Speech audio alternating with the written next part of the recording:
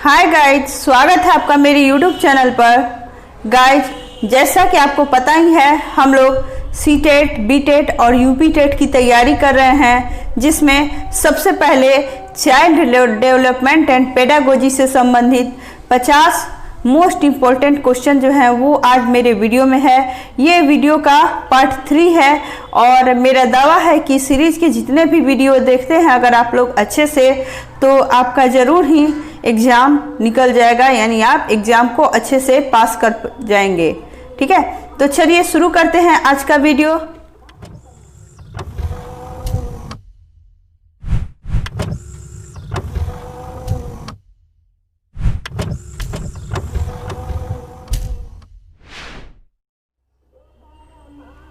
आज का पहला क्वेश्चन है विकास से संबंधित, यानी बालक का विकास परिणाम है। किसका परिणाम है बालक का विकास?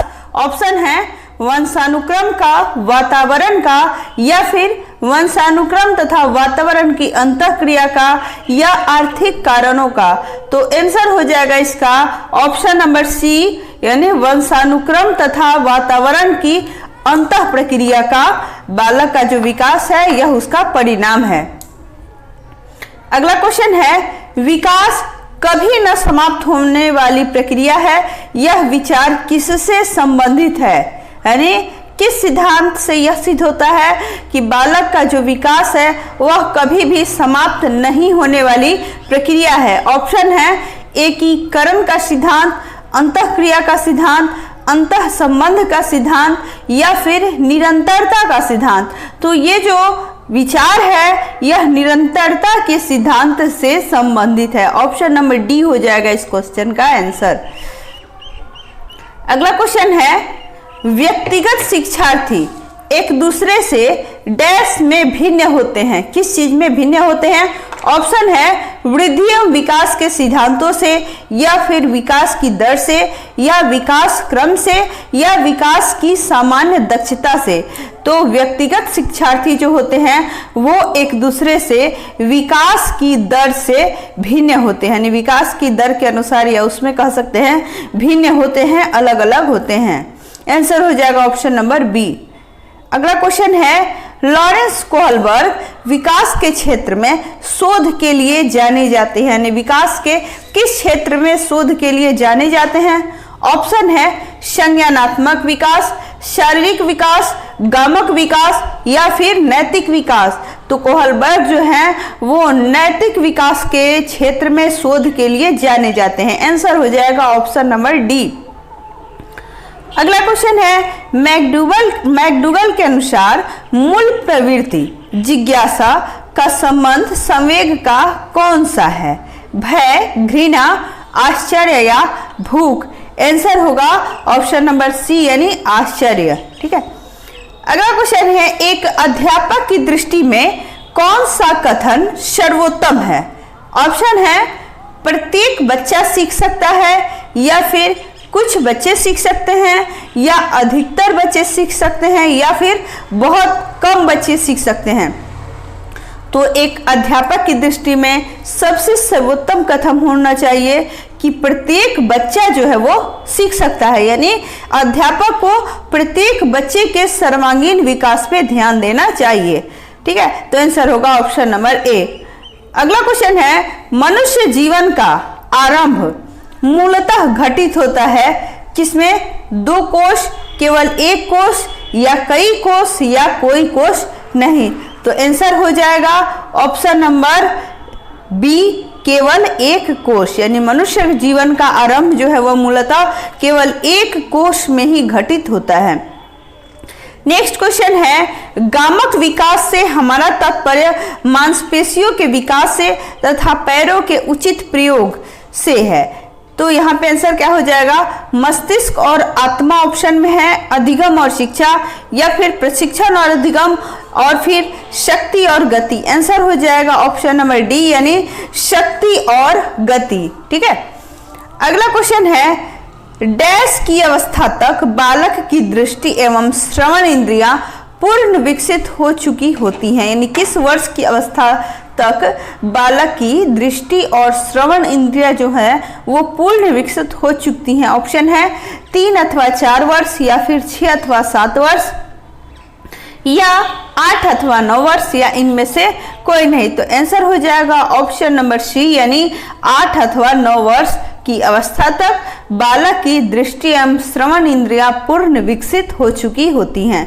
अगला क्वेश्चन है, इस अवस्था में बालकों में नई खोज करने की और घूमने की प्रवृत्ति बहुत अधिक बढ़ जाती है। यानी हम कह सकते हैं कि जो दी गई अवस्थाएं हैं, एक बालक की जो अवस्थाएं होती हैं जन्म से लेकर प्रौढ़ावस्था तक की अवस्थाओं में, किस अवस्था में बालक में नई खोज करने और घूमने की प्रवृत्ति जो है, इधर उधर आने जाने की प्रवृत्ति, वो बहुत अधिक बढ़ जाती है। ऑप्शन है शैशवावस्था, उत्तर बाल्यावस्था, किशोरावस्था, या फिर प्रौढ़ावस्था। तो उत्तर बाल्यावस्था में क्या होता है कि बालकों में नई खोज करने और घूमने की प्रवृत्ति जो है वह बहुत अधिक बढ़ जाती है। आप देखते हैं बच्चे इधर उधर घूमते रहते हैं। अगला क्वेश्चन है, तर्क, जिज्ञासा तथा निरीक्षण शक्ति का विकास होता है किस आयु पर? ऑप्शन है 7 वर्ष, 11 वर्ष, 9 वर्ष तथा 6 वर्ष। तो आंसर हो जाएगा 11 वर्ष, यानी तर्क करने की जो क्षमता है, विकास है उसका, जिज्ञासा तथा निरीक्षण शक्ति जो है उसका विकास मुख्य रूप से 11 वर्ष की आयु पर हो जाता है। अगला क्वेश्चन है, ब्रिजेश के अनुसार उत्तेजना भाग है किस चीज का, किस विकास का भाग है उत्तेजना? ऑप्शन है सामाजिक विकास का, शारीरिक विकास का, संवेगात्मक विकास का, या फिर मानसिक विकास का। आंसर हो जाएगा संवेगात्मक विकास का, यानी उत्तेजना जो है, उत्तेजना ये संवेगात्मक विकास का भाग होता है। अगला क्वेश्चन है, बुद्धि परीक्षण निर्माण के जन्मदाता। यहाँ ध्यान दीजिएगा, बुद्धि लब्धि नहीं है बल्कि बुद्धि परीक्षण है। तो इसके निर्माण के जन्मदाता, ये क्वेश्चन हमेशा अक्सर एग्जाम में पूछता है, स्टेट में भी पूछा था और सीटेट में तो ये क्वेश्चन पूछता ही रहता है। तो यहाँ बुद्धि परीक्षण की बात है, यानी बुद्धि परीक्षण निर्माण के जन्मदाता है। ऑप्शन है levator, Francis Galton, William stern, या फिर अल्फ्रेड बिने। तो अल्फ्रेड बिने ने बुद्धि परीक्षण का जो सिद्धांत था वो उसका निर्माण किया था, उसके बारे में बताया था।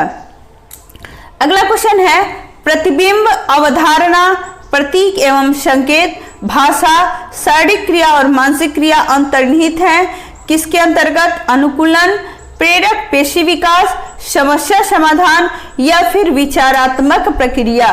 तो ये सारी जो क्रियाएं हैं ये विचारात्मक प्रक्रियाओं के अंतर्गत अंतर्निहित होती हैं या उसमें समाहित होती हैं। ठीक है, नेक्स्ट क्वेश्चन है, छोटा शिशु खिलौनों तथा अन्य वस्तुओं को फेंककर उसके भागों को अलग करके किस भाव को दर्शाता है? यानी बच्चे, आपने देखा होगा जो छोटे छोटे बच्चे होते हैं अपने खिलौनों के विभिन्न भागों को तोड़कर इधर उधर फेंकते हैं। ठीक है, तो ये किस चीज की, उसकी किस भावना को दर्शाती है? ऑप्शन है पर निर्भरता, स्वप्रेम की भावना, जिज्ञासा प्रवृत्ति, या दोहराने की प्रवृत्ति। तो ये है जिज्ञासा प्रवृत्ति। ठीक है, अगला क्वेश्चन है, शरीर के आकार में वृद्धि होती है क्योंकि? किस विकास का परिणाम है शरीर के आकार में वृद्धि? ऑप्शन है शारीरिक और गत्यात्मक विकास, या फिर संवेगात्मक विकास, संज्ञानात्मक विकास, या नैतिक विकास। तो ये शारीरिक तथा गत्यात्मक विकास जो है उसका परिणाम है शरीर के आकार में वृद्धि का होना। आंसर हो जाएगा ऑप्शन नंबर ए। अगला क्वेश्चन है, निम्नलिखित में से कौन समस्या समाधान की वैज्ञानिक पद्धति का पहला चरण है? वैज्ञानिक पद्धति का पहला चरण, ऑप्शन है प्राकल्पना का परीक्षण करना, समस्या के प्रति जागरूकता, या फिर प्रासंगिक जानकारी को एकत्र करना, या प्राकल्पना का निर्माण करना। यानी समस्या जो है उसके समाधान की वैज्ञानिक पद्धति का पहला चरण है समस्या के प्रति जागरूकता। जब तक समस्या के प्रति जागरूकता नहीं होगी तब तक उसके समाधान के बारे में भी विशेष रूप से नहीं सोचा जा सकता। ठीक है, तो वैज्ञानिक पद्धति जो है समस्या समाधान की, उसका पहला चरण है समस्या के प्रति जागरूकता। अगला क्वेश्चन है, वृद्धि का संबंध किससे है? किसे हम वृद्धि कह सकते हैं? ऑप्शन है आकार व भार से, या फिर केवल आकार से, या केवल भार से, या इनमें से कोई नहीं। तो आंसर होगा आकार व भार। ठीक है, क्योंकि ये जो वृद्धि है यह मात्रात्मक होती है ना, यानी तो वृद्धि का संबंध हम कह सकते हैं कि आकार एवं भार से है। अगला क्वेश्चन है किशोरावस्था की अवधि है। ऑप्शन है 12 से 19 वर्ष, 10 से 14 वर्ष, 15 से 20 वर्ष, या 20 से 25 वर्ष। तो किशोरावस्था की जो अवधि होती है वह होती है 12 से 19 वर्ष की अवधि को हम किशोरावस्था कहते हैं। अगला क्वेश्चन है निम्नलिखित में से वंश क्रम संबंधी नियम है। कौन सा नियम वंश क्रम संबंधी नियम है? ऑप्शन है प्रयासों का नियम, सीखने का नियम, समानता का नियम, या फिर स्वास्थ्य का नियम। आंसर हो जाएगा समानता का नियम। यह वंश क्रम संबंधी नियम होता है। अगला क्वेश्चन है वृद्धि एवं विकास में क्या संबंध है? क्या संबंध होता है वृद्धि एवं विकास में? ऑप्शन है एक दूसरे के विरोधी है, या फिर एक दूसरे के समान है, या एक दूसरे के पूरक है, या उपरोक्त सभी। तो वृद्धि और विकास जो है ये एक दूसरे के पूरक होते हैं। जैसे जैसे वृद्धि होती है वैसे वैसे विकास भी होता है। ठीक है, अगला क्वेश्चन है बाल विकास का सही क्रम क्या है? प्रौढ़ावस्था, किशोरावस्था, फिर बाल्यावस्था, या पूर्व किशोरावस्था, मध्य किशोरावस्था, उत्तर किशोरावस्था, या बाल्यावस्था, किशोरावस्था, या प्रौढ़ावस्था, या फिर इनमें से कोई नहीं। आंसर हो जाएगा ऑप्शन नंबर सी, यानी सबसे पहले बाल्यावस्था आती है, उसके बाद किशोरावस्था और उसके बाद प्रौढ़ावस्था। अगला क्वेश्चन है विकास में वृद्धि से क्या तात्पर्य है? यानी किसमें वृद्धि को विकास में वृद्धि माना जा सकता है? ऑप्शन है ज्ञान में वृद्धि, संवेग में वृद्धि, आकार में वृद्धि, या फिर आकार, सोच, समझ और कौशलों में वृद्धि। तो आंसर हो जाएगा ऑप्शन नंबर डी, यानी आकार, सोच, समझ और कौशलों में वृद्धि को ही हम विकास में वृद्धि कह सकते हैं। अगला क्वेश्चन है शारीरिक विकास का क्षेत्र है। इनमें से कौन सा शारीरिक विकास का क्षेत्र? ऑप्शन है स्नायु मंडल, स्मृति, अभिप्रेरणा, या फिर समायोजन। तो आंसर हो जाएगा ऑप्शन नंबर ए, स्नायु मंडल। यह शारीरिक विकास का क्षेत्र है। अगला क्वेश्चन है मानसिक विकास को प्रभावित करने वाले कारक है। इनमें से कौन है जो मानसिक विकास को प्रभावित करते हैं? ऑप्शन है वंशानुक्रम, परिवार का वातावरण, परिवार की सामाजिक स्थिति, या उपरोक्त सभी। तो मानसिक विकास को ये सभी प्रभावित करते हैं, यानी वातावरण और वंशानुक्रम तो प्रभावित करता ही है, साथ ही परिवार की आर्थिक स्थिति भी मानव विकास को प्रभावित करती है। तो आंसर हो जाएगा ऑप्शन नंबर डी, यानी उपरोक्त सभी। अगला क्वेश्चन है सीखने की प्रोजेक्ट विधि किस अवस्था के लिए उपयोगी है? यानी हम किस अवस्था में कह सकते हैं कि जो प्रोजेक्ट विधि है वह सीखने के लिए अधिक उपयुक्त होती है? ऑप्शन है बाल्यावस्था, पूर्व बाल्यावस्था, किशोरावस्था, या फिर उपरोक्त सभी।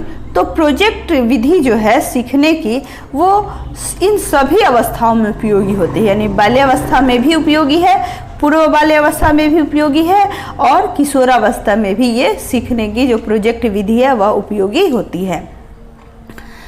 अगला क्वेश्चन है बाल्यावस्था होती है किस उम्र के बच्चों को हम बाल्यावस्था कह सकते हैं? 5 वर्ष तक, 12 वर्ष तक, 21 वर्ष तक, या इनमें से कोई नहीं। तो हम 12 वर्ष तक के बच्चों को बाल्यावस्था कह सकते हैं। अब इसी में पूर्व बाल्यावस्था या उत्तर बाल्यावस्था हो सकती है। अगला क्वेश्चन है निम्नलिखित में से कौन सी किशोरावस्था की मुख्य समस्याएं हैं? ऑप्शन है संवेगात्मक समस्याएं, शारीरिक परिवर्तनों की समस्याएं, समायोजन की समस्याएं, या फिर उपरोक्त सभी। तो किशोरावस्था की सबसे मुख्य समस्या होती है समायोजन की समस्या, शारीरिक परिवर्तनों की समस्या, या फिर संवेगात्मक समस्या। ये सारी जो समस्याएं हैं ये सभी होती हैं, अर्थात हम कह सकते हैं कि किशोरावस्था की ये सभी समस्याएं मुख्य होती हैं। अगला क्वेश्चन है विकास शुरू होता है कब? बाल्यावस्था से, शैशवावस्था से, या पूर्व बाल्यावस्था से। तो विकास की जो प्रक्रिया है यह प्रसव पूर्व अवस्था से ही शुरू हो जाती है। ठीक है, यानी जब बच्चा माता के गर्भ में होता है तभी उसके विकास की प्रक्रिया शुरू हो जाती है। अगला क्वेश्चन है, परिपक्वता का संबंध है किससे परिपक्वता का संबंध? ऑप्शन है विकास, वृद्धि, सृजनात्मकता या फिर रुचि।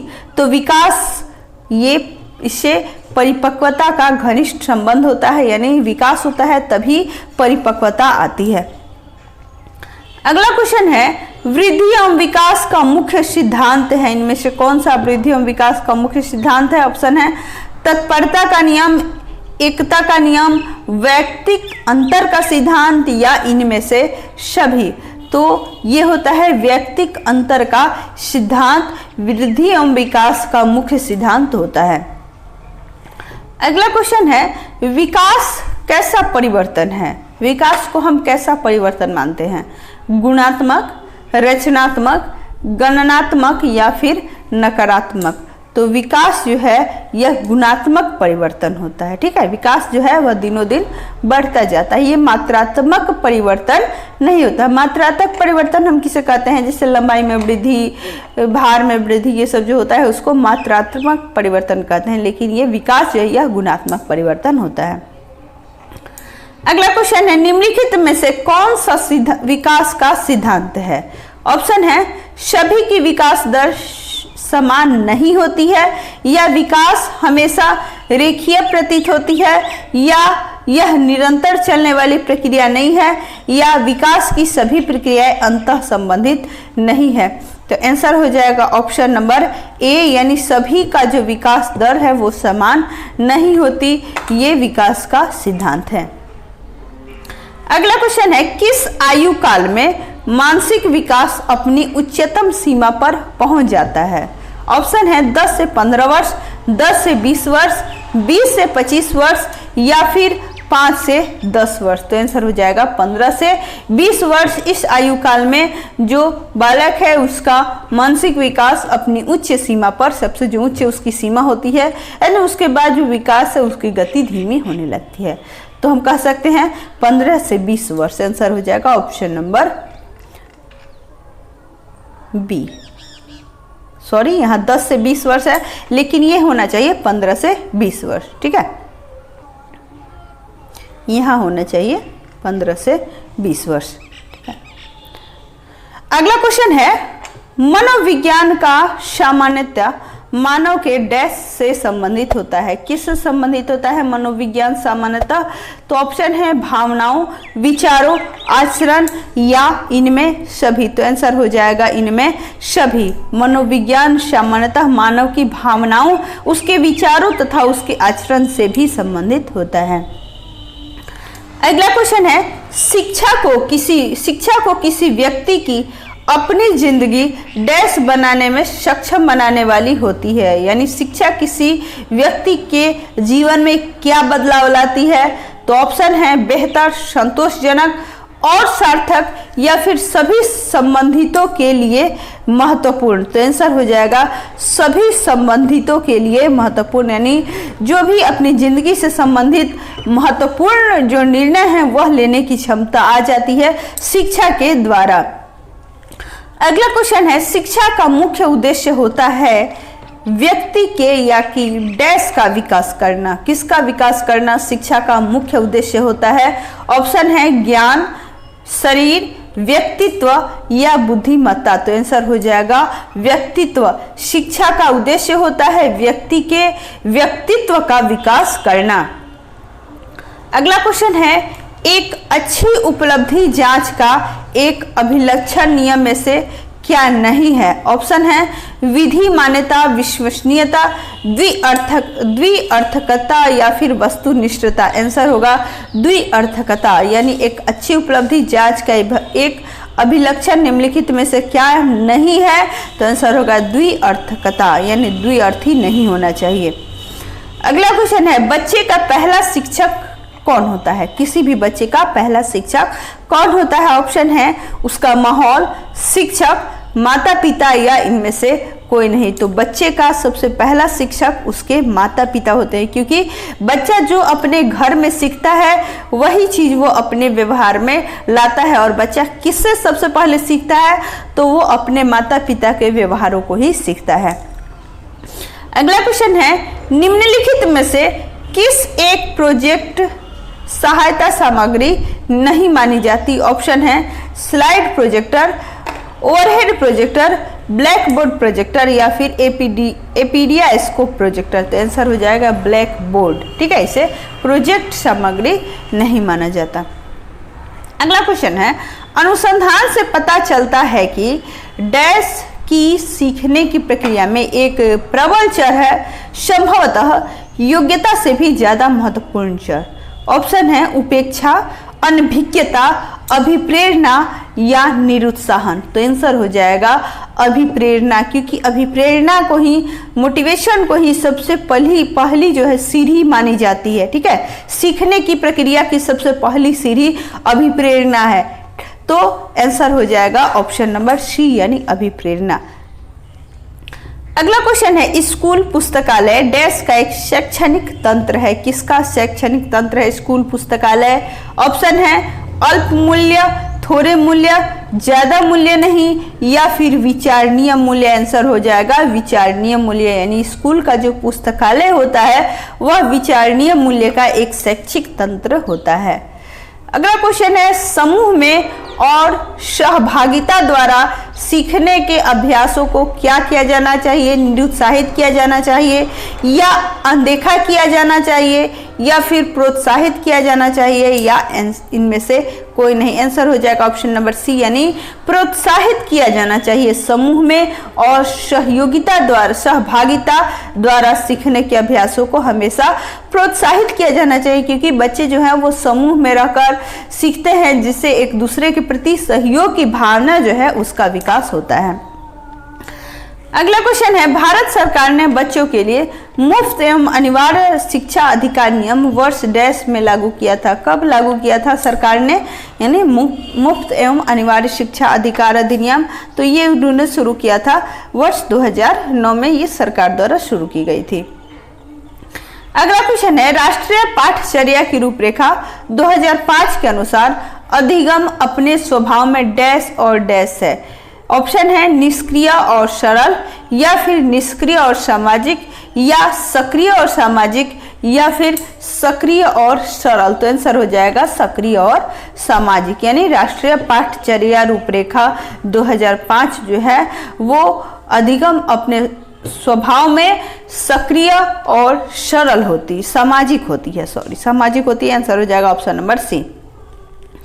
अगला क्वेश्चन है, शिक्षक एवं विद्यार्थी के मध्य संबंध होना चाहिए। किस प्रकार का संबंध होना चाहिए एक शिक्षक और उसके विद्यार्थी के मध्य में? ऑप्शन है स्नेह का, विश्वास का, सम्मान का या फिर ये सभी। तो आंसर होगा ऑप्शन नंबर डी यानी ये सभी। शिक्षक का अपने विद्यार्थी के प्रति और विद्यार्थियों का अपने शिक्षक के प्रति स्नेह, विश्वास और एक दूसरे का सम्मान करना बहुत ही आवश्यक होता है। अगला क्वेश्चन है, मानसिक विकास को प्रभावित करने वाले कारक हैं। कौन कौन से हैं जो मानसिक विकास को प्रभावित करते हैं? ऑप्शन है वंशानुक्रम, परिवार का वातावरण, परिवार की सामाजिक स्थिति या फिर उपरोक्त सभी। तो आंसर हो जाएगा उपरोक्त सभी, यानी ये सभी क्या करते हैं मानसिक विकास को प्रभावित करने वाले कारक माने जाते हैं।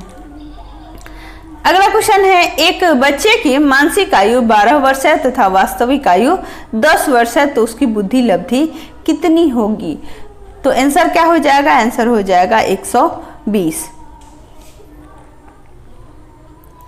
आपने पढ़ा होगा बुद्धि लब्धि के बारे में, IQ। तो ये होता है यानी मानसिक आयु बटा वास्तविक आयु गुने 100। तो यहाँ 12/10 गुने 100 हो जाएगा। ठीक है, तो बराबर 120। अगला क्वेश्चन है, परिपक्वता का संबंध है, यानी किससे परिपक्वता का संबंध है? ऑप्शन है विकास, बुद्धि, सृजनात्मकता या फिर रुचि। किससे परिपक्वता का विशेष संबंध होता है? तो आंसर हो जाएगा ऑप्शन नंबर ए यानी विकास। अगला क्वेश्चन है, बाल्यावस्था होती है, किस अवस्था को बाल्यावस्था कह सकते हैं?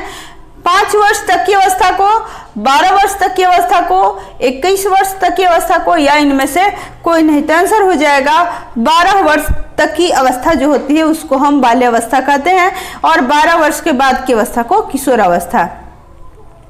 चलिए, तो इसी के साथ आज का वीडियो यहीं पे समाप्त होता है। आप लोग पढ़ते रहिए अच्छे से, जो क्वेश्चन मैं बता रही हूँ इसको अच्छे से ध्यानपूर्वक पढ़ते रहिए, क्योंकि जो एग्जाम है सीटेट का उसमें इसी से क्वेश्चन आएगा, कहीं कुछ अलग से नहीं आएगा। अगर आप अच्छे से पढ़ते हैं तो मेरा दावा है कि 100% आप एग्जाम को क्रैक कर पाइएगा।